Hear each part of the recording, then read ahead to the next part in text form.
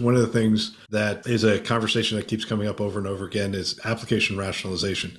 A lot of applications that have grown over time, and that's not even counting the instances of those applications. You could have multiple instances of those same applications. How does Cedars approach, first of all, the philosophy around bringing new applications into the environment and then rationalizing some applications out of the environment?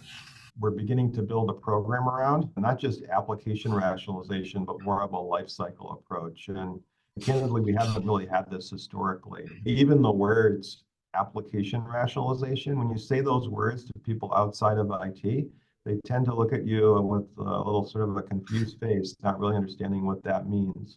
So I think we're finding it involves some explanation and education to counterparts around the organization, tying together the concepts of platforms, of enterprise solutions, and technical debt. And I think, as I mentioned earlier, we did a bunch of this just sort of organically. It happened as a consequence of the affiliation work we did with Huntington, moving 170 some systems and sort of rationalizing those against our baseline of enterprise solutions. And that was a bolus of work. And now we're going back to look at our baseline.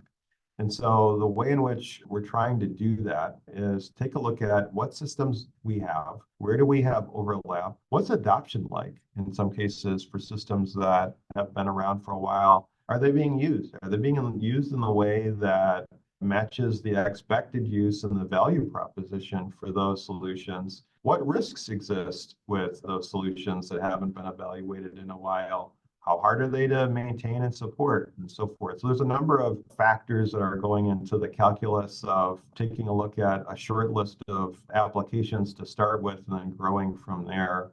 And in some cases, it's looking at bolt-on systems that Epic now has a module for that didn't exist previously. Epic continues to, of course, build upon their platform, and there's ways in which we can take advantage of that to move away from decisions that we had made years ago based on the then available technology.